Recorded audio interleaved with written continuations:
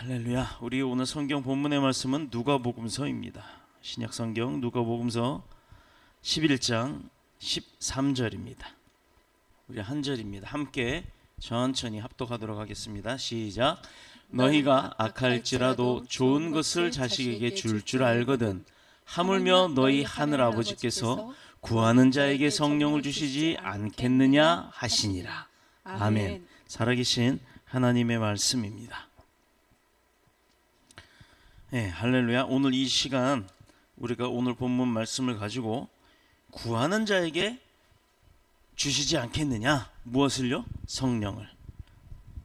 네, 좋은 것을 자식에게 줄 줄 아는 것처럼 우리가 구하는 자에게 주시겠다, 이렇게 약속을 하십니다. 그런데 오늘 제목은요, 성령은 아무나 안 줘.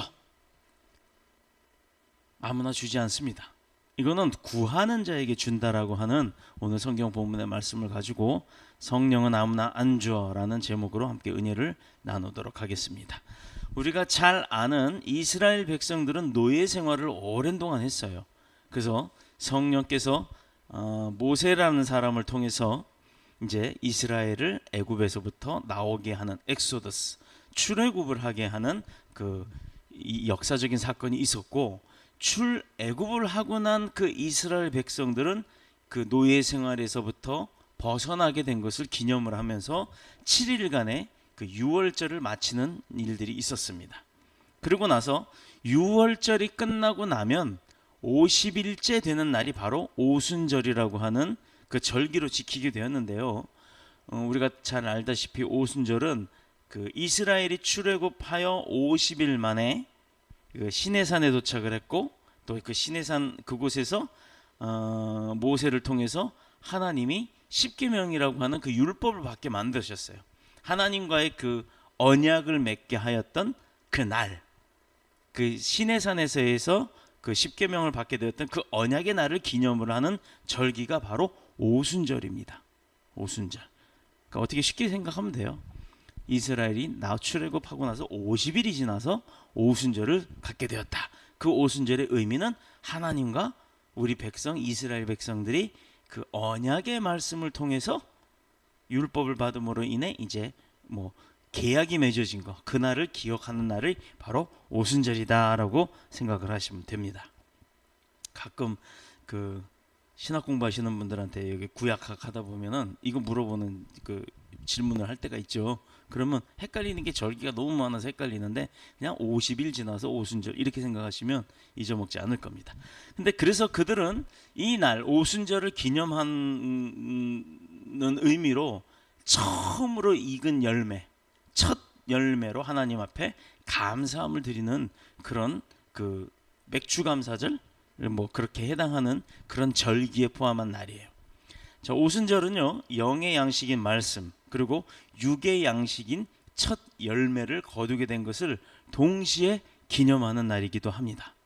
그래서 우리가 월급을, 내가 첫 직장을 나갔는데, 아니면 또 다른 직장을 나갔는데 그 첫 열매를 하나님 앞에 감사함으로 드리는 경우들이 바로 그런 것을 의미하는 거예요. 하나님의 은혜 안에 축복을 받고 내가 그 소실을 처음으로 얻은 것은 다 하나님 겁니다라고 드리는 그런 의미로 그렇게 우리가 예배를 드리기도 합니다.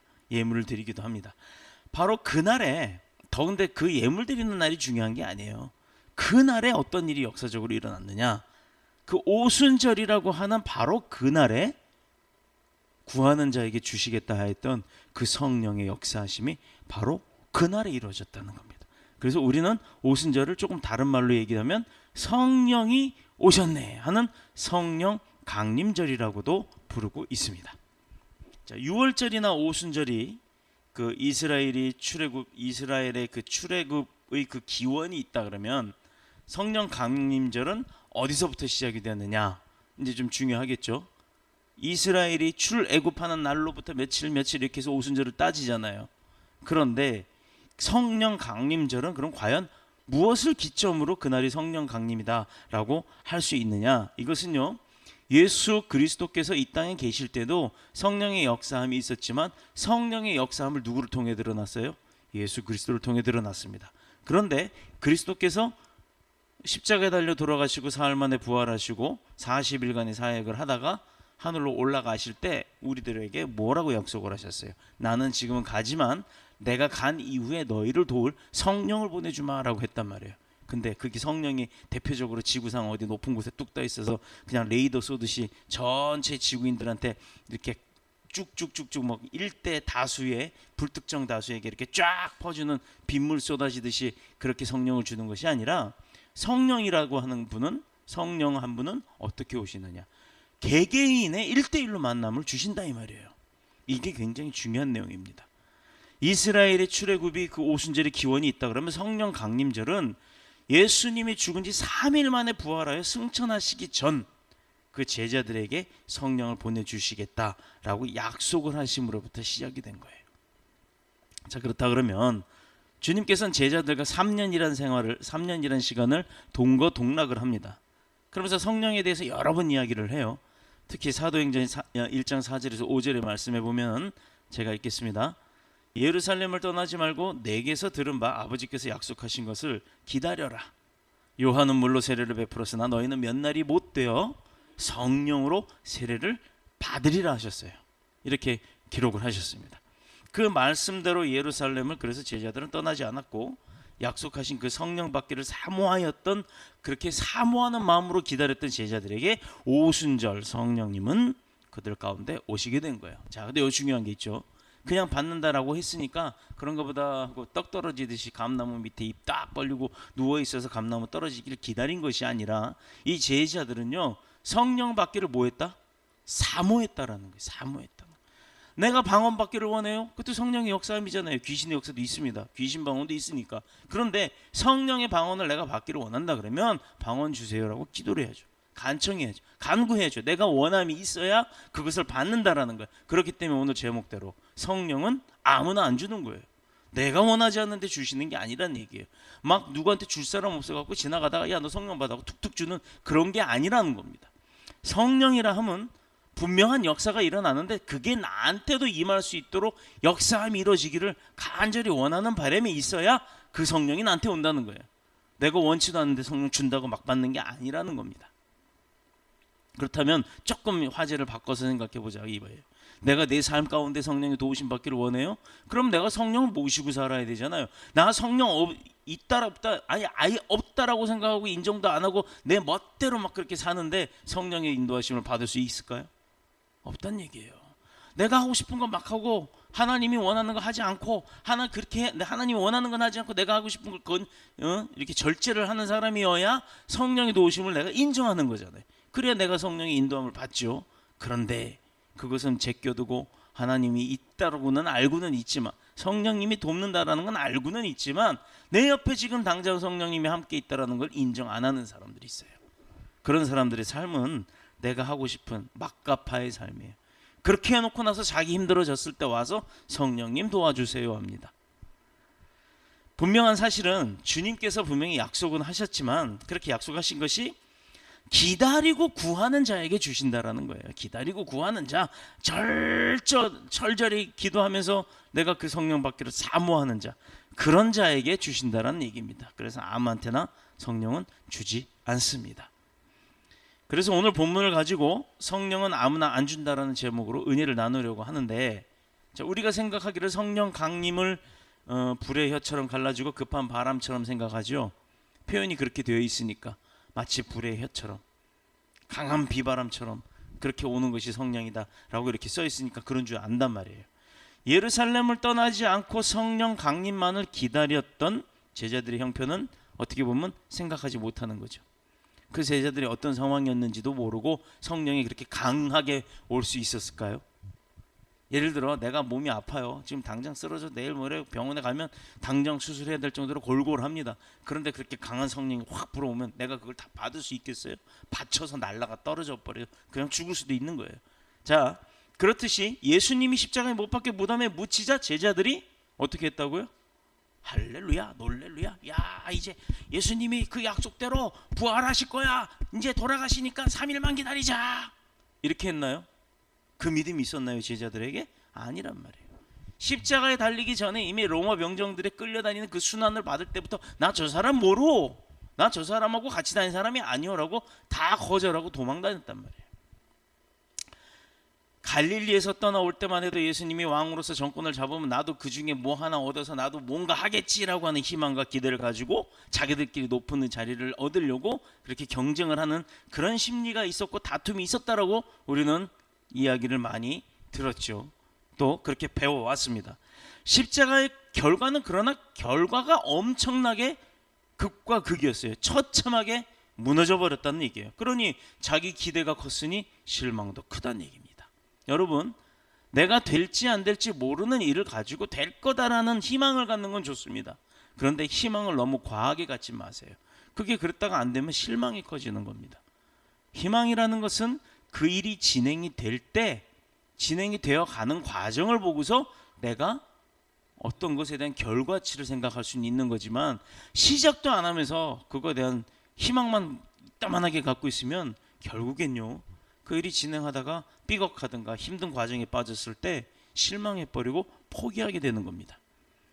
제자들이 예루살렘을 떠나서 뿔뿔이 이제 흩어집니다. 그때 주님은 무엇을 하셨느냐? 이제 두렵죠. 나도 저 예수 그리스도랑 같이 다녔던 사람 중에 하나인데 이제 나도 걸리면 저렇게 되지 않을까? 두려웠습니다. 그래서 숨어서 기도하고 막 의기소침해서 사기가 저하되어 있었을 때 40일간 주님이 다시 부활을 하셨고 그 이후에 40일간 그들을 하나씩 주님이 다시 불러 모읍니다. 마가의 다락방이라는 곳에. 그래서 함께 하시는 것도 굉장히 이제 우리는 죽은 줄 알았던 분이 다시 살아나셨어요. 역사 말씀대로 3일 만에 부활하셨어요. 이야, 이제 우리는 저 천군 만마를 얻은 것처럼 힘이 나고 승승장구할 거 아닙니까?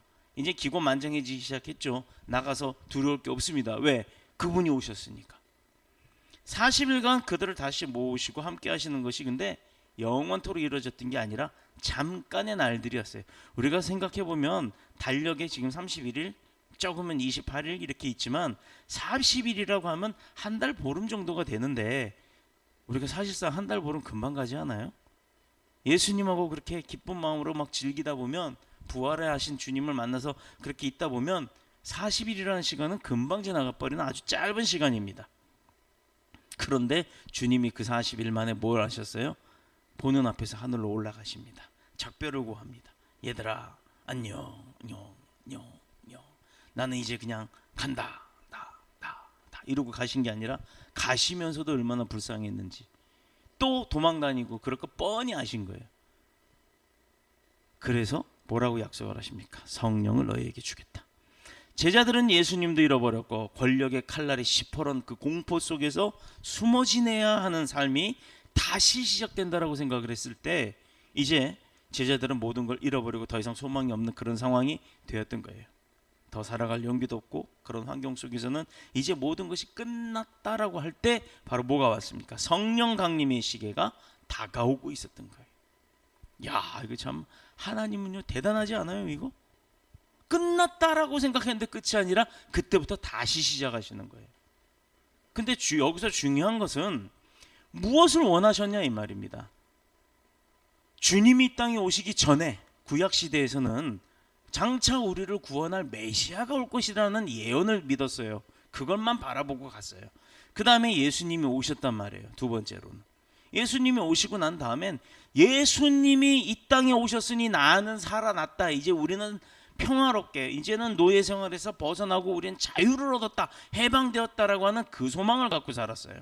그런데 그런 예수님조차도 자기 자신도 못 구하는 상황이 벌어지자 더 두려워진 거죠. 끝났다라고 했을 때 예수님이 부활해서 딱 나타나서 하시는 말이 성령을 너에게 주겠다. 보내겠다. 자, 이렇게 얘기를 하십니다. 이제 그러면 우리는 몇 번째 시기에 살아요? 첫 번째 시기, 두 번째 시기. 지금은 성령 강림을 통한 성령의 인도하심을 받는 세 번째 시기가 바로 이 제자들에게 임하는 날이란 말이에요. 오순절, 성령 강림절. 자, 그러면 우리가 살아가는 지금의 이 날들도 어떤 거예요? 예수님이 다시 재림하는 그날 전까지는 우리가 무엇을 의지하고 살아야 됩니까? 성령. 또 누구의 인도하심을 받고 따라가며 살아야 돼요? 성령.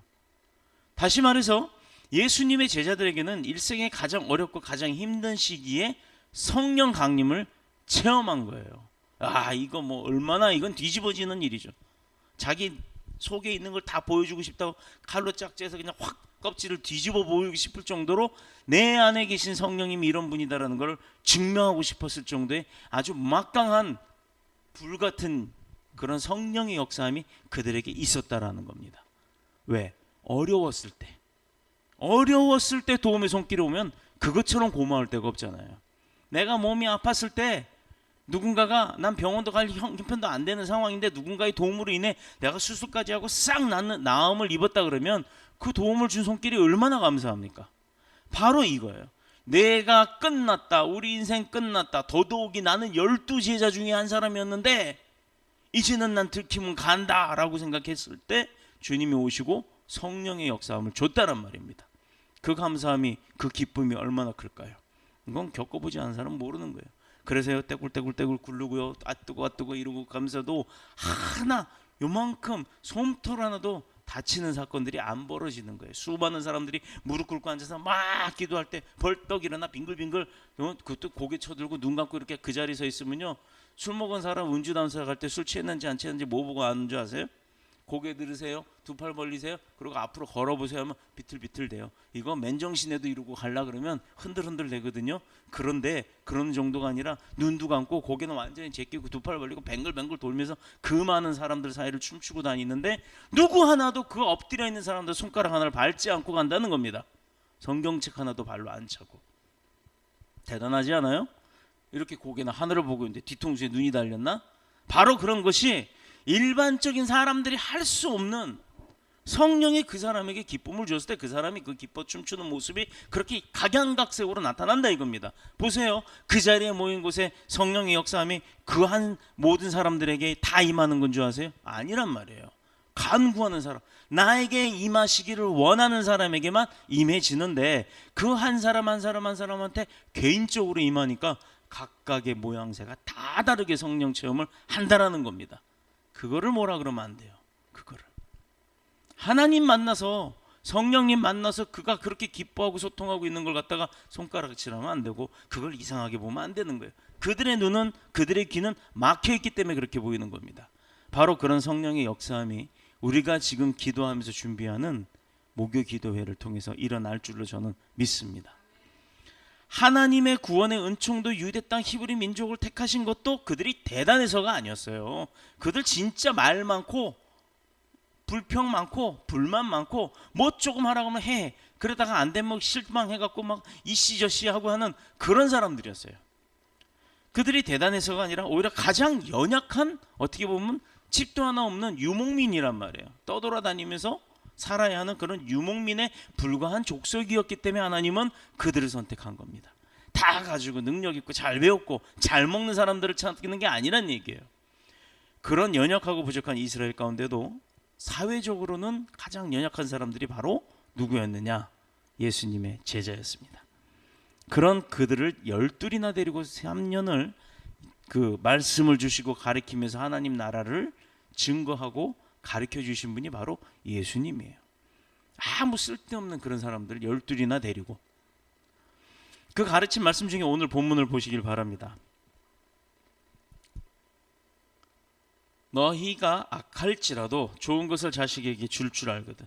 악한 부모라도 자기 새끼한테는요 나쁜 거 안 준다는 얘기예요. 남한테는 악한 짓을 많이 하고 막 그러던 사람이라 할지라도 자기 새끼한테만큼은 좋은 거로 골라준다는 거를 너희도 알지 않느냐? 그런 사람이라 할지라도 하물며 그렇게 하는데 너네 아버지 하나님께서는 구하는 자에게 성령 안 주겠니? 이 얘기예요. 이 얘기예요. 그래서 구하지 않는 자에게 성령 안 주신다는 얘기예요. 이 얘기가 구하는 자에게 주신다는 얘기지 구하지 않는 자에게는 안 주시겠다는 얘기예요. 이거 뒤집어 얘기하면 악한 놈들도 다 아는데 하물며 선한 너희가 구하는데 내가 안 주겠니? 대신에 안 구하면 안 준다 이 얘기예요. 그래서 성령은 아무나 안 주는 겁니다. 거저 교회만 오면 성령 체험 다 하고 성령 다 하고 성령 받고 또 성령 방언 다 하고 그런 줄 아시는데 천만의 말씀 착각하지 마시라는 얘기입니다. 이 말씀을요 좋게만 보시면 안 돼요. 뒤집어 보면 구하지 않으면 안 주겠다는 얘기예요. 이거 무서운 얘기입니다. 누가복음 11장 전체를 보면요, 처음에는 이제 제자들이 그럼 어떻게 기도해요? 기도하는 방법 몰라요. 그래서 주기도문이라는 방법을 통해서 기도하는 법을 가르쳐 주십니다. 기도란 어떤 자세로 어떻게 구하는가를 가르쳐 주시면서 끈질기게 구하는 자가 어떻다? 승리한다. 답을 얻는다라고 말씀을 해주셨어요. 그러니까 우리가 그 얘기를 하죠. 둘 셋이 모여 누구 이름으로?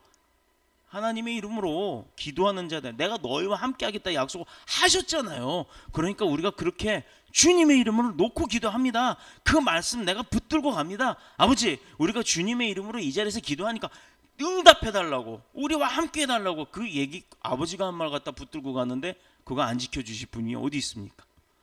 일구이연 남아이런 풍선껌 만드는 게 아니에요. 남아이런 중천금이란 세상의 말도 있지만 하나님은요, 본인이 하신 얘기 절대로 뒤집는 분이 아니기 때문에 우리가 이런 말씀을 몇 구절 외우세요. 그래갖고 내가 기도할 때마다 딱딱 그 말씀을 붙들고 기도하면 꼼짝 못 하시는 거예요. 하나님께서 약속하셨잖아요 이러면 그 약속 들어줄 수밖에 없어요. 그러니 성령 구하는 자에게 주신다 안 주신다?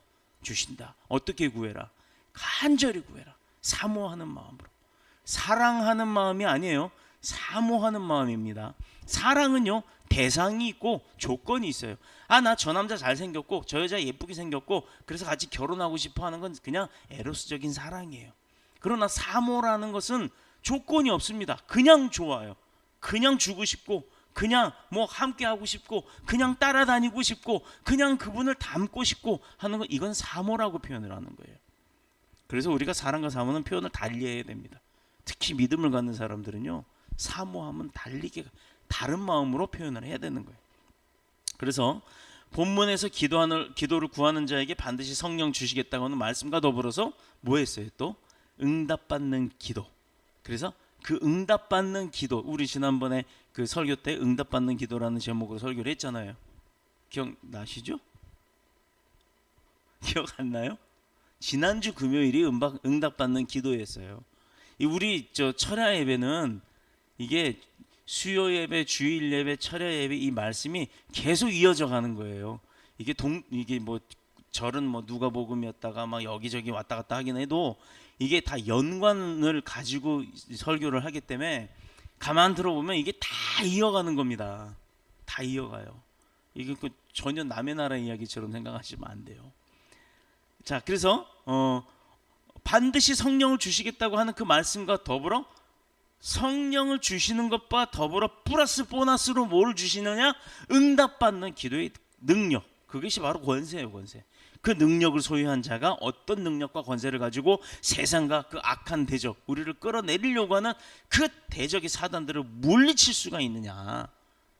물리칠 수 있냐? 스스로를 어떻게 깨끗하게 하고 나 스스로를 정결하게, 나 더럽히지 않으려고 정결하게 그렇게 나를 다스릴 수 있는가를 말씀해 주고 계시는 거예요. 그러나 이 능력은 기도 자체가 힘이 있는 것이 아니라는 거죠. 기도의 능력, 기도의 능력, 응답받는 기도의 능력을 가진 자가 아무리 기도를 해도 응답받는 능력이 있다 할지라도 성령의 도움이 없으면 못한다라는 거예요. 못한다라는 거. 그러니 응답을 받기를 위해서 간구하는 자가 성령의 도우심을 구하는 거잖아요. 그렇죠? 그 간절함에 성령도 감동하고 구하니까 주시겠다라는 거고, 그래서 승리하는 겁니다. 절대 내가 기도해서 이기는 내가 아니라 기도해서 성령이 들어주시는 거예요. 그러니 이게 얼마나 감사해요. 나는 그냥 이르기만 하면 돼요. 솔직히 족쇄마냥 아버지 누가 제 나 이때 이랬어요. 혼내줘야 하면 아빠가 가서 그래 이놈의 자식 너 왜 그랬어 이렇게 하는 것처럼 우리는 그냥 성령 하나님한테 구하면 되는 겁니다. 그러면 일은 그분이 하세요. 노력만 우리가 하면 됩니다. 노력만. 어떤 노력?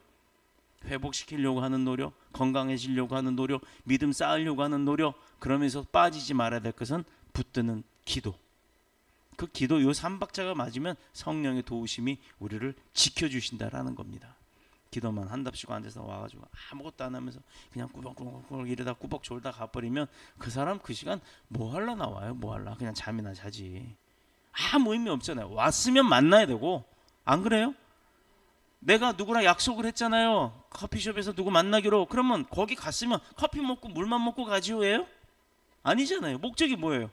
거기 간 이유가 있잖아요. 누굴 만나 그래서 그 사람을 만나야 일이 끝나는 겁니다. 그런데 교회에 왔어요. 주님 못 만났어요. 그냥 목사 눈도장만 찍고 그러고 가요? 그게 의미가 아니란 말이에요. 그래서 뭐냐, 교회 오면 내가 왜 왔는지의 목적이 있어야 되는 거예요. 아버지, 나 오늘 진짜 이번 주에 너무 억울한 일 당했는데 이거 좀 풀어주세요. 난 잘못한 거 아버지 너무 잘 아시잖아요. 그러니까 내 잘못 아니라는 거 확인 좀 하게 아버지 도와주세요. 이랬다 그러면 그 문제가 해결 받고 가야 되는 거 아닙니까? 그래서 그런 문제들, 또 내가 아파요. 아픈 거 나아야 되잖아요. 기도받고 낫죠. 그런 역사하면요, 제가 하는 게 아니라 하나님이 하시는 거예요. 성령님이. 바로 그런 성령님이 오늘 이 자리에 저와 여러분들 가운데 함께하고 계심을 믿으시길 축복합니다. 그러나 이 능력은 기도의 자체에 있는 것이 아니라 전부 성령의 역사라는 것 얘기했죠. 자, 성령께서 끈질기게 간구하는 자, 끈질기게, 아주 지독하게 끈질기게 간구하는 자는요, 안 해주실 수가 없어요. 만약에 설령 그게 마음에 안 든다 하셔도 끈질김에 반해서 해주시겠다는 겁니다. 자, 그렇게 간구하는 자를 돕고 계시는 줄로 믿습니다. 요 근래부터 한 30년간이라고 하는, 한 1980년대, 90년대, 2000년대 이렇게 따져보면요, 우리나라 뿐만 아니라 세계의 경제 규모가 한 5배 이상 성장을 했다 그래요. 근데 이 세상의 물질적인 그 성장의 힘을 입어서 오늘날 교회와 성도들도 외형적으로 껍데기만 보면 5배가 아니라 막 10배, 20배, 어쩔 땐 100배 이상으로 그렇게 성장했다고 할 수가 있죠. 왜? 나가보세요. 밤에 하늘을 이렇게 보면, 옥상에서 내려다보면 한 두세 건물 지나서 십자가 하나씩 다 달려 있을 거예요. 요즘에 십자가 없는 교회도 많지만 우리도 옥상에는 안 해놨습니다. 이렇게 교회가 그 세상의 그 성장함에 따라서 교회도 성장을 했다라고는 합니다. 그러나 문제는요, 그렇게 많은 교회들이 있는데 왜 영적인 힘은 없을까요? 왜? 그러면 교회가 성장을 했으면 교회의 영적 힘도 성장이 돼야 되잖아요. 그래서 지역 사회에도 그 교회가 하는 역할이 있어야 되고, 또 뭐 지역의 많은 사람들이 그 교회를 보고 하나님을 높여야 되는데 어떻게 거꾸로 가죠? 교회가 오히려 욕먹는 곳이에요. 이기 집단, 요즘에 적폐 세력 하는데 어느 교회 적폐 세력이라고 표현을 이렇게들 합니다. 왜 그렇게 합니까? 이것은요, 우리가 물질적인 도움을 얻어서 외향적으로만 컸지 속은 텅 빈 강정이란 얘기예요. 강정 아시죠? 우리 옛날에 보면 제사 지낸 사람들 보면 하얀 뻥튀기 같이 생긴 거 두꺼운 거 탁 깨물어 먹어보면 안에 아무것도 없잖아요. 우리 여기 차이나타운 가면 이따만한 빵이 있죠. 우리 강도사님이 엄청 좋아하는 빵. 간혹 거기 가셨다 그냥 오지 말고 그 공갈빵 보면 강도사님한테 하나씩 사다 줘요. 고맙다고. 왜 그러냐면 그거 되게 좋아해요. 근데 사실상 저도 강도사님 처음 만나서 연애할 때 알았어요. 그런 빵이 있는 줄 처음 알았고, 되게 그거 하나면 둘이서 먹고 배부르겠다 싶어서 샀는데 딱 건네받는 순간 사귄 걸 알았어요. 가볍더라고요. 안에 아무것도 안 들었잖아요. 마찬가지. 교회가 건물은 아무리 크면 뭐합니까? 그 안에 성령의 역사함이 없는데, 이게 문제라는 겁니다. 그 대표적인 예로 우리의 기도 시간은 지난 30년 전보다 배나 줄었어요. 요즘에 철야 예배 안 하는 교회 얼마나 많아요? 그렇죠? 새벽 예배 안 하는 교회도 많아요. 또 금요 철야가 점점 없어지고 있죠. 또 주 5일제로 말미암아 갖고요, 금요일 날 저녁에 다 놀러 가 버려요. 그러니 철야 예배 안 나오죠. 그래서 요즘 철야 예배 대신에 뭐 해요? 심야 예배. 그것도 잘 안 모여요. 그러니까 뭐 해요? 낮 예배 드려요. 이게 지금의 교회 형태예요. 왜 예루살렘을 떠나지 말고 약속하신 것을 기다리라고 하셨을까요? 떠나서도 약속하신 건 받을 수 있을 거 아니에요. 하나님이 뭐 거기에만 계시나? 안 그래요? 예루살렘을 떠나도 받을 수는 있는 거란 말이에요. 그런데 주님은 예루살렘을 떠나지 말고 거기서 약속하신 것을 기다리라고 명령을 하십니다. 성령 충만하지 않고서는 전도자의 삶을 살 수가 없습니다. 우리 내일 전도하는 날이에요. 성령 충만함으로 기도하면서 무장하고 내 마음 가운데 성령님 도와주세요 하는 그 성령의 간구함 없이는요, 전도하기 쉬운 거 아니에요. 세상도 이길 수 없기 때문에 성령도 오심이 없으면 내가 무슨 수로 세상을 이겨요? 나가서 요 옆에도 보면 이렇게 복싱 센터 있는데 거기 보면 이따만한 아저씨들 많이 오는데 그 앞에 가서 괜히 까불어 봐요. 그런 사람들 한 대 맞으면 나가 쓰러지는 거지. 그렇게 당장 나가면 내가 이길 수 있는 것은 아무것도 없습니다. 이게 바로 세상입니다. 그런데 그런 세상 가운데 내가 나가면서 당당하게 떠들고 외칠 수 있는 게 무슨 힘으로? 내 힘으로? 아니요. 성령의 힘으로 당당하게 외칩니다. 근데요, 아이러니한 게 아니라 참 놀라운 일이 벌어져요. 당당하게 외치면요, 그 일이 또 막 무시무시하게 생긴 사람들이 다 꾸벅꾸벅 그래요. 아 예, 아 예, 이러고 갑니다. 왜 그럴까요? 내가 무서워서가 아니라 내 뒤에 계시는 성령의 역사함을 그들은 모르지만 느끼고 있는 겁니다. 우리가 다 영적인 존재이기 때문에. 그래서 이미 요엘 선지자를 통해서 하나님이 말씀하시기를요, 사도행전 2장 17절에 말세에 내가 내 영을 모든 육체에 부어주리니, 우리 이제 많이 하는 찬양 있잖아요, 마지막 날에. 바로 이 내용입니다. 이렇게 약속을 하셨어요. 말세에 내가 내 영을 모든 육체에다 부어주신대요. 와, 이거 얼마나 감사합니까? 가뜩이나 모자라 힘들어 빌빌거리고 죽어있는 영혼들이 하나님의 성령이 부어진다 그러면 이건 이제 막강한 거죠. 모시고 다녀도 힘이 있는데 내 안에 그 영이 부어진다면 이거는 막강한 겁니다. 바로 이 부분을 얘기해서 우리가 주님과 신부, 신랑과 신부라는 표현으로 쓰는 거예요. 성경이 말하는 말세는 고통을 받는 때를 얘기하는 겁니다. 그래서 사람들이 사람답게 살아가기 힘든 시대가 점점 와요. 자, 여러분, 문재인 대통령 시대에 들어서서 지금 여러 장관들이 왔죠. 근데 아주 파격적인 인사를 감행했죠. 그쪽 분야의 전문가가 아닌 정말 정직한 사람들만 골라서 어느 부분을 맡겨놨어요. 자, 한 달 전에 농림수산부인가요? 뭐 식약청 장관인가, 하여튼 누가 그런 음식 같은 것 관리하는 분이 됐는데, 이분이 되고 난 이후에 지금 계속 사건이 터져요. 그것도 먹는 거 이런 걸로만 가지고 그가 담당해야 될 일인데 그가 아직 그거 파악 못했다고 지금 질책받고 난리가 아닙니까? 이제 문재인 정부 첫 번째로 낙마하는 사람 아니냐 막 이렇게까지 가는데, 그래도 대통령은 그 사람을 한번 믿어보고 있습니다. 잘해라 라고만 하는 걸로 끝났어요. 자, 그러면 이제 그가 어떻게 해야 될까요? 어떻게든 밤잠 안 자서라도 지금 문제가 되고 있는 계란 파동이나 뭐 여성용품 파동이나 뭐 여러 가지 문제들이 많잖아요. 그게 어떻게 된 건지 원인을 파악하려고 나서야 될 겁니다. 그래서 최선을 다해서 그가 모르는 분야라 할지라도 아는 전문가들을 동원을 해서 어떻게든 머리를 써서 그걸 밝혀내야 될 거예요. 안전하다 안 안전하다.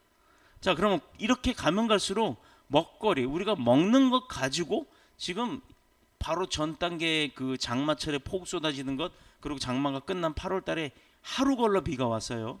지금 소형강 댐이 17년인가요? 몇 년 만에 그 방류하기 시작합니다. 거기 웬만해선 방류 안 해요. 근데 홍수로 넘칠까봐 이미 경계선을 넘었대요. 그런데도 물이 계속 들어오니까 내일 모레 또 비 온다고 하니까 겁이 나서 이제 물을 쏟아내기 시작했어요. 자, 자연도 살기 힘들게 지금 바뀌어가죠. 그런데 그거는 뭐 그렇다 칩시다. 그거는 뭐 안 믿는 사람들, 야 우리가 너무 많이 오염을 시켰으니까 그런가 보지 라고 했으니까 그냥 그런다 칩시다. 근데 왜 먹거리까지도 힘들어지나요? 오늘 또 뭐가 발표됐어요? 유럽산 그 돼지고기, 그게 간염 걸린 돼지고기들이 막 들어와서 그거 먹으면 전염이 된다며요. 그래서 햄이니 소시지니 이런 거는 전부 지금 철거시킨답니다. 자, 이제 가면 갈수록 먹을 게 없어지는 거예요. 요한계시록 잘 읽어보십시오. 물의 심판은 안 하시되 불의 심판을 하는데, 불의 심판이 오기 전에 어떤 현상들이 일어나는지, 우리가 지금 그게 점점 이루어져 가고 있다는 걸 아마 목사님들은 인지하고 있을지도 모릅니다.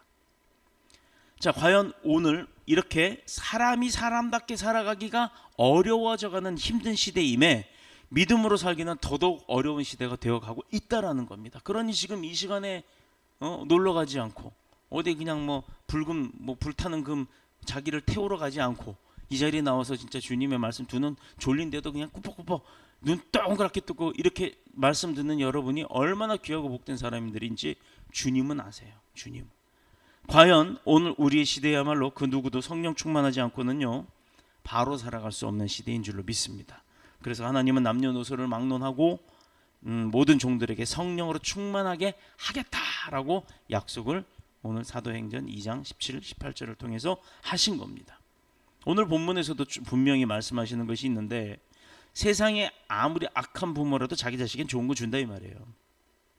사람들은 그 세상의 부모들은 자기 자식에게 유산을 많이 남겨주는 게 최고라고 생각을 하죠. 오늘 어떤 뉴스에 보면 사우디인가 어느 뭐 아랍 쪽 어느 왕이 여름 휴가를 갔다 오는데 1,000억 원을 썼대요. 1,000억 원. 왕이 휴가를 며칠 갔다 오는데 1,000원도 아니고 1,000만 원도 아니고 1,000억 원을 쓰고 왔대요. 야, 참 그렇게 어떻게 살면 그렇게 사는지 모르겠어요. 자, 세상에 악한 부모도 그렇게 하는데 세상의 부모들을 사랑하는 자식들은 세상의 부모들은 사랑하는 자식들에게 많은 유산을 주려고만 합니다. 최고의 교육과 최고의 삶의 질을 보장을 해 주려고 하는데 우리 자녀들과 다른 사람들은 모든 것이 다르다는 것을 보여주는 것을 어떻게 보면 그게 부모의 성공, 그런 부모의 성공한 부모 가운데서 태어난 자기는 금수저 뭐 이렇게 표현을 하잖아요. 사람들이 지금도 탈세를 하면서 부를 축적을 하고 또 남의 것을 강탈하면서 약한 자를 뺏습니다. 자비를 모르는 인색함으로 그 경제적인 바벨탑을 쌓아가는 거예요. 바벨탑이 뭔지 아시죠? 하나님이 무너뜨리셨어요. 그 이후로 우리는 언어들이 갈라진 겁니다. 그런데 이제 그 제2의 바벨탑을 경제적인 삶들을 통해서 쌓아가고 있다라는 거예요. 예전에는 많은 사람이 하나로 뭉쳐서 건물을 쌓았지만 지금요 각각의 가정들이 믿음을 저버리고 믿음 가운데서도 욕심이라는 것, 시기라는 것을 두고 경제적인 바벨탑을 쌓아가고 있다라는 거예요. 과연 그럼 그 끝이 어디입니까? 세상에 많은 사람들이 쌓았던 바벨탑 하나님이 무너뜨리셨어요. 근데 우리가 가슴 속에 쌓고 있는 이 경제적 바벨탑은 어떻게 하실까요? 아이고 그래 잘했다 너 부자 잘 되라 하고 축복하실까요? 하나님은 한 번에 훅 불어버리시면 모든 것을 날리시는 분이에요. 사도 야고보는 이런 시대를 향하여 말하기를요, 야고보서 5장 3절에 너희 금과 은은 녹이 쓸었으니 이 녹이 너희에게 증거가 되며 불과 같이 너희 살을 먹으리라 라고 되어 있어요. 여러분 금과 은 부치가 녹 쓰는 거 봤어요? 금하고 은 녹 쓰나요? 왜 안 쓸어요? 녹 쓸잖아요. 녹 쓰습니다. 녹이 쓸어요. 내가 은반지 어떤 약품에 넣어가지고 닦는 거 봤죠? 그 녹이 나서 그런 거예요. 새까매지잖아요.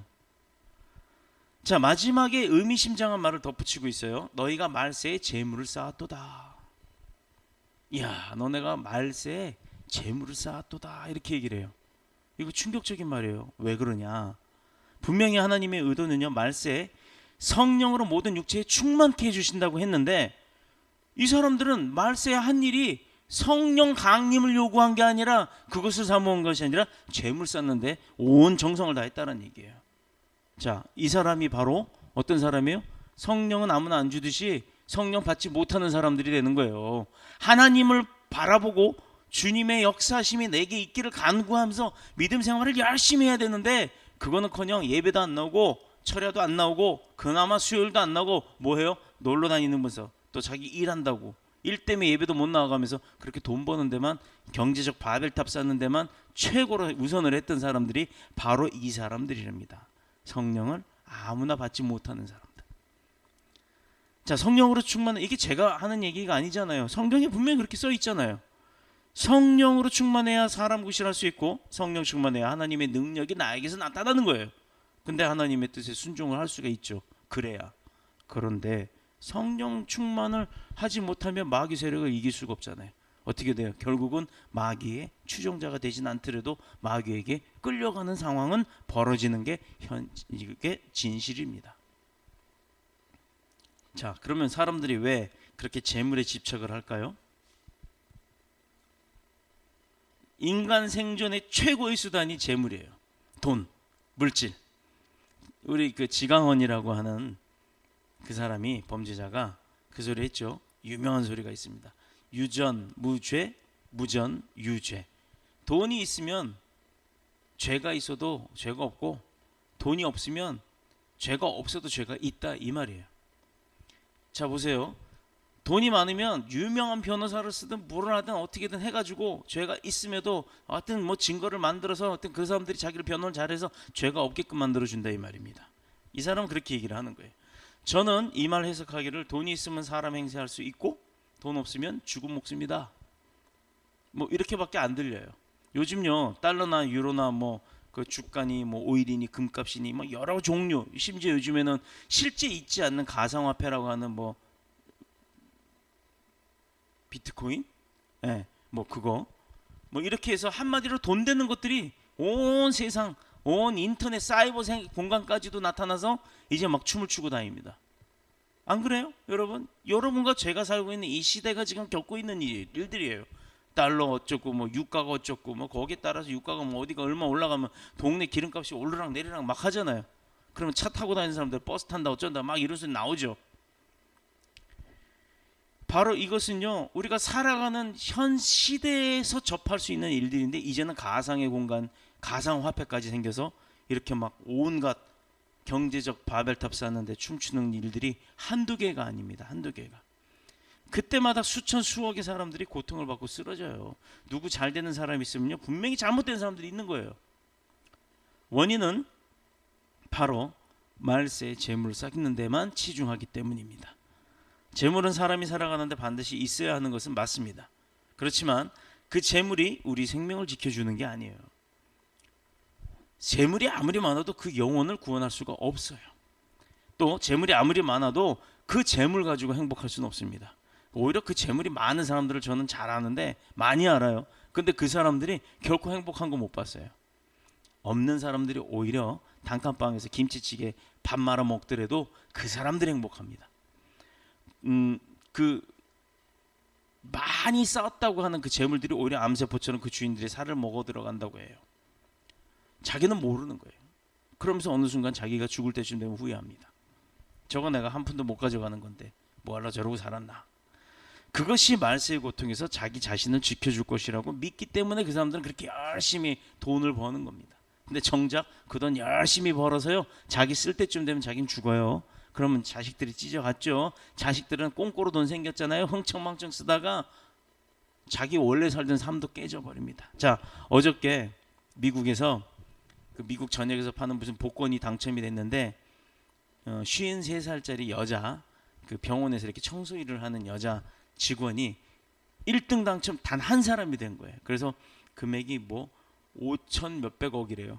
뭐 1조 원이 좌우지가 넘는 건데 그 세금 떼고 나니까 5천억이 넘는 금액을 받게 됩니다. 그 사람의 딸, 아들이 뭐 30몇 살, 20몇 살 이렇게 다 큰 아들, 딸이 있는데 이 여성분이 당첨되자마자 옆 친구한테 그랬대요. 나 다시는 여기 돌아오지 않을 거라고. 그러면서 자기 일을 그만두었습니다. 자, 그럼 그 사람이 평생 죽을 동안 그 돈 쓰고 죽으면 잘 죽을 건가요? 그리고 그 복권을 팔았던 어느 그 판매점에도 굉장히 50만 달러인가 하는 뭐 이렇게 큰 상금을 줬대요. 그랬더니 그 사람은요 그 상금의 일부를 기부를 했답니다. 근데 이 5천 몇백억을 세금 떼고도 그렇게 5억도 아니고 500억도 아니고 5천억이 넘는 그 돈을 받은 그 여성은 세금 기부했단 말이 없어요. 자, 기부 해고 안 하고 그건 중요하지 않습니다. 그럼 그 사람 자유니까. 그런데 그렇다고 해서 그 사람이 안 죽을까요? 자녀들에게도 물려주겠죠. 자녀들은 지금 잘 살던 그 삶에서 어떤 삶을 누리게 될까요? 호화로운 삶을 누리죠. 근데 그 결말은 어떻게 될지 우리는 아무도 모르는 겁니다. 그러나 워낙에 많이 보아서 알죠. 왜? 모든 고통은 모든 어려움과 모든 문제에 있어서 우리를 구원할 능력이 없고, 다만 우리를 구원할 수 있는 확실한 능력은 그냥 성령 하나님 한 분이기 때문이에요. 성령 하나님 한 분이기 때문에 우리는 세상의 그 물질을 추구해봤자 소용이 없다는 얘기입니다. 그래서 세상 사람들은 돈이 없으면 죽는 줄 알지만 잘 생각해보면요, 돈이 없으면 죽는 게 아니라 돈이 없으면 불편한 거예요. 죽지 않아요. 안 죽습니다. 대한민국은 죽고 싶어도 못 죽게 해요. 그리고 왜 그러냐, 돈 없다 그러면 정부에서 돈을 주어서라도 살게 합니다. 물론 적으니까 불편하게 사는 것뿐이에요. 남들이, 하나님의 사람은 어떤 어려움 속에서도 내 안에 성령님의 계심을 알 때 바로 우리는 돈이 없어도 두렵지 않은 겁니다. 안심하고 감사할 줄 알게 되는 줄로 믿습니다. 그래서 구하는 자에게 반드시 성령을 주시겠다 약속하신 줄로 믿습니다. 그래서 예수님은 두고 간 제자들의 염려에서 예루살렘 떨어지지 말고 그냥 약속하신 이곳에서 성령을 기다리라 하신 거예요. 그 불쌍한 제자들 때문에. 사도행전 8장 9절에 보면 마술사 시몬이 나오죠. 자, 이것도 이야기가 기억이 날 거예요. 전도자 빌립 집사가 성령 충만해서 사마리아 성에서 내려가 전도할 때 사도행전 8장 7절에 많은 사람들에게 붙었던 더러운 귀신들이 크게 소리 지르고 나가고 많은 중병병자와 못 걷는 자들이 막 일어나요. 사람이 나아요. 그러니 그가 뭐라 그랬어요? 베드로와 요한이 사마리아 성에 찾아와 세례를 베풀자 성령의 큰 역사함이 나타나는 거 보고 그가 시몬 마술사가 뭐라고 했어요? 돈을 주면서 나도 좀 그거 사게 해달라고 그랬다가 호되게 혼났죠. 자, 이 큰 성령의 능력을 돈으로 사려고 흥정을 해왔던 거예요. 그때 베드로는 하나님의 선물을 돈으로 사고자 했더니 시몬을 저주하면서 막 뭐라고 책망을 해요. 그러니까 이가 뭐랍니까? 무섭잖아요. 그걸 알았기 때문에 나를 위해서 주께 기도하여 말한 것이 하나도 내게 임하지 않게 하소서. 내가 헛되게 구한 거예요. 돈 주고 사면 아우 이거 잘못했으니까 나한테 그런 거 절대 일어나게 하지 마십시오라고 그렇게 다시 회개하는 기도를 했다는 겁니다. 말세에 재물을 쌓는 사람은 이 마술사 시몬보다도 못한 거예요. 회개할 줄 모르거든. 뭐를 잘못했는지를 모르거든. 내가 왜 병들었는지조차도 모르기 때문에 그들은 그 길로 가는 겁니다. 방법이 잘못되었던 마술사 시몬조차 성령을 사모했고 또 능력을 얻기를 원했지만 지금 세상 사람들은요 성령 받는 것 아무런 관심도 없다라는 겁니다. 그게 뭔데? 이러고 있어요. 나를 믿어라. 어떤 사람은 내 주먹을 믿는다 이래요. 근데 그 주먹 사고로 인해서 손목 딱 날아가 버리면 아무 의미 없는 겁니다. 자, 그러면 여러분 성령님은 누구예요? 이거 자꾸 질문을 하면 눈을 안 마주치려고 그래. 성령님이 누구지? 믿는 자에게 은혜를 베푸시는 자예요. 우리의 삶을 통해서 하나님이 기뻐하시는 즉 아름다운 열매를 맺도록 도우시는 분이 바로 성령님입니다. 성령님이 누구예요? 그러면 주님의 뜻대로 살아갈 수 있도록 나를 도와주시고 인도하시는 분이 성령님이다. 좀 길죠? 자, 더 짧게. 자, 성령님은 누구예요? 내 편. 이렇게 얘기하면 돼요. 내 편. 날 도와주시는 분. 내 편. 이게 바로 성령님입니다. 내 편이 나 나쁘게 되게 하지는 않잖아요. 그죠? 나쁜 길을 갔어도 나랑 같이 싸워서 나를 건져주는 게 내 편이란 말이에요. 성령님이 바로 그런 분이에요. 우리의 형편을 우리 자신보다도 더 잘 아세요. 나보다도 나를 더 사랑하시는 분이 하나님이고 나의 앞길을 나보다도 더 먼저 아시는 분이 성령님이란 얘기예요. 그래서 이 길은 간다 말아야 된다 이걸 알고 막 끄집어내고 가야 될 길은 가게 인도해 주시는 게 바로 성령님의 역할이라는 얘기입니다. 사람의 지식으로는 하나님을 알 수가 없지요. 우리가 하나님 어떻게 합니까? 몰라요. 배우는 거지. 알아가는 거지 다 알지 못합니다. 다 알려면 천국 가서 하나님 만나봐야 아는 거예요. 사람의 지식으로는 알 수 없어요. 성령님은 지혜와 진리의 영입니다. 그래서 계시된 말씀을 가지고 그 말씀을 통해서 하나님이 우리 영원한 아버지가 되신 것을 깨닫게 하시는 거지 무당처럼 막 갖다 겁줘가면서 이렇게 하는 게 아니란 말이에요. 성령님의 역사하심도 하나님의 말씀 가운데서만 하는 거예요. 이 말씀의 범주를 벗어나지 않는다는 겁니다. 초능력자가 아니에요. 그냥 하나님께서 이미 말씀하실 때 그 모든 말씀 안에서 우리를 움직이게 하는 거예요. 그러니 얼마나 큰 은혜에 서고 지혜에 섭니까? 책이, 성경이. 자, 우리가 하나님을 묵상할 때 흔히 하나님은 우리가 묵상을 하고 있을 때 무엇을 행하시고 계시느냐? 특히 하나님이 나를 위해서 무엇을 하시는가? 우리는 그게 궁금할 수 있죠. 그러나 성령님은 우리로 하여금 하나님을 묵상할 때 그분이 어떤 분이신가를 알게 하시는 분이세요. 그분이 나에게 어떤 분이신지를 알게 도와주는 분이 바로 성령님의 역할이라는 얘기예요. 그가 어떤 능력을 가지고 계신가에 집중하는 것이 아니에요. 주님이 나를 통해서 뭘 하실까? 이거 집중이 아닙니다. 하나님은 사랑의 하나님이시며 그 사랑 자체, 그 자체임을 우리가 깨닫게 하시는 것. 바로 그게 성령의 역사하심입니다. 저는 전도사가 되기 전에는요. 하나님 아버지라 그러면 제일 먼저 4살 때 돌아가신 아버지가 생각났어요. 그래서 아버지 이러면 돌아가신 윤자, 교자, 중자 내 부친이 생각이 나셔서 그럴 때가 참 많았어요. 왜냐하면 저의 기억 속에 아버지란 번개치는 날 무섭다 그럴까봐 등에 업어갖고 이렇게 재워주셨던 그 기억밖에 없거든요. 그 기억밖에 없어요. 무릎하게 앉혀놓고 밥 뜨면 어머니가 이렇게 반찬 얹어주면 그거 먹여줬던 거 딱 그 2가지 기억입니다. 그 외에는 없어요.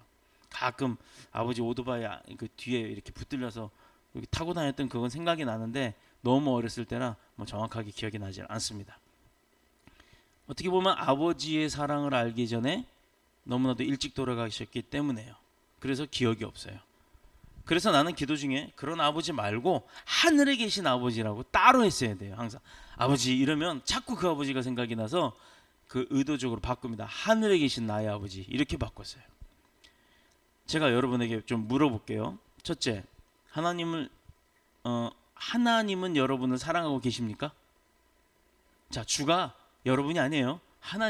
하나님께서 여러분을 사랑한다고 알고 계세요? 아멘. 두 번째, 그 사랑을 증명해 주셨어요? 내가 너를 사랑한다 하고 증명해 주셨나요? 세 번째, 하나님은 지금까지 여러분에게 거짓말한 적 있나요? 없죠. 이건 단호하게 없습니다. 이 질문에 세 번째만 제외하고 모두 예라고 대답했다면 여러분은 말세에 재물 쌓는 사람들하고는 비교할 수 없을 정도로 큰 은혜와 축복과 능력을 받을 줄로 믿습니다. 사실 성령님을 모시고 사는 사람은요, 이 세상에서 제일 성공한 사람이에요. 성공의 비결이 바로 그거예요. 자, 이제 다음 주는, 이번 주일은 강도사님이 설교를 하고 그 다음 주엔 제가 설교를 하는데 세상에서 성공하려면이라는 제목으로 합니다. 자, 답을 미리 오늘 알려드려요. 오늘 오신 분들만 내가 답을 미리 알려드리고 가는 거예요. 성령님을 모시고 사는 사람이 바로 어떤 사람? 이 세상에서 성공한 사람이에요. 돈 많고 집 많고 권력 많고 아무 의미 없어요. 보세요. 돈 많은 사람 오늘 5년 받았어요. 징역 5년. 돈 엄청나게 많잖아요. 전 세계가 관심을 두고 그 사람이 나오나 못 나오나 했더니 오늘 못 나왔어요. 또 권력자요? 대통령이라는 사람 지금 감옥 가 있습니다. 이거 아무런 의미 없습니다. 잘하면 칭찬받되 잘해도 욕먹는 게 바로 그런 권력과 돈을 가진 사람들의 삶이에요. 제자들이 그렇게 문제가 많고 연약하고 부족했지만 오순절 다락방에 임했던 그 성령의 역사하심을, 그 성령의 체험을 통해서 제자들이 어떻게 됐어요? 그 이후에 확 바뀌었잖아요. 두려움에 떨었던 사람, 잡혀가려면 나 어떡하면 이제 나 이 로마군이 찾으면 나 죽을 텐데 라고 했던 사람들이 성령 임하심을 딱 받고 난 이후에 어떻게 했어요? 그냥 그 길로 나가서 복음 전하기 시작했습니다. 잡으려면 잡아라, 죽이려면 죽여라, 나 안 두렵다. 왜? 천국 따놨잖아요. 그거 확인하고 나서부터 뭐가 두려웠어요? 그들이 확 바뀌었습니다. 의지할 자도 없고 도움을 바랄 것도 없고 모든 것을 잃고 가장 연약한 상태에 있었을 때 성령님은 그들 가운데 오셨고 그들을 어떻게 해요? 가장 강한 능력자가 되도록 도와주셨다는 거예요. 그러므로 그들은 더 이상 옛사람들이 아니었던 겁니다. 지금까지 숨어 지내며 숨죽이며 살았던 그들이 이제는 예루살렘 큰 거리를 돌아다니면서 큰 소리로 각 나라의 방언을 하며 복음을 증거하기 시작했어요. 그 당시 예수님의 제자나 오늘의 우리나 또 내일 우리가 해야 할 전도나 성령 받고 성령 충만하지 않으면 안 되는 이유가 있습니다. 마태복음 5장 11절에 보면 나로 말미암아 너희를 욕하고 박해하고 거짓으로 너희를 거슬러 모든 악한 말을 하는 세상이기 때문이에요. 바로 우리가 사는 세상이. 예수 그리스도를 인해서 우리가 그를 증거할 때 세상은 우리를 모두 악하게 생각하고 박해하고 거짓과 위선을 통해서 우리를 거슬러 그냥 오히려 우리를 악한 사람인 것처럼 악하게 말하는 사람들이 있어요. 예수 파는 사람들 뭐 별의별 소리 다 하잖아요. 예수쟁이니 뭐니 이거 좋은 소리가 아니잖아요. 우리 입장에서는 좋은 소리지만 예수 냄새가 나니까 예수쟁이라고 하잖아요. 그냥 세상 사람은 쟁이라는 건 비아냥거리는 거란 얘기예요. 그렇게 하는 이유가 뭐라고요? 남녀노소를 막론하고 우리에게 성령을 부어주시려고 한다는 거죠. 그게 어떤 사람에게? 간절히 성령을 어떻게? 사모하는 사람에게, 그리고 원하는 사람에게. 오순절 성령 강림의 목적이 있습니다. 첫 번째, 예수 그리스도가 하나님의 아들이시고 모든 믿는 자에게 구원을 주시는 그리스도가 되심을 나타내기 위함이었어요. 그게 이제 이 첫 번째 목적이었어요. 성령 강림은.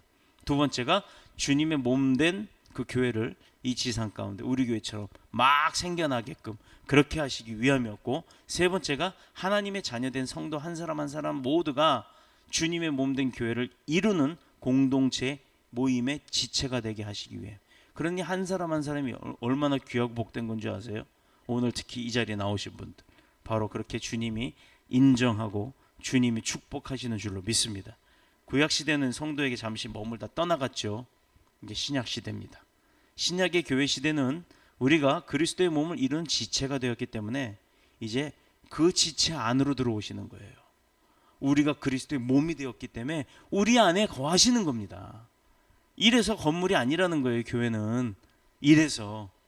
이런 거 모르는 사람들이 교회라면 다 큰 건물, 그건 교회가 아니고 예배당이에요. 당, 예배당. 우리도 여기가 예배당입니다. 예배 드리는 곳. 자, 그래서 몸 대신 주님의 머리로부터 시작해서 전체 안에서 충만하심이 곧 뭐의 충만? 성령의 충만함이 되는 겁니다.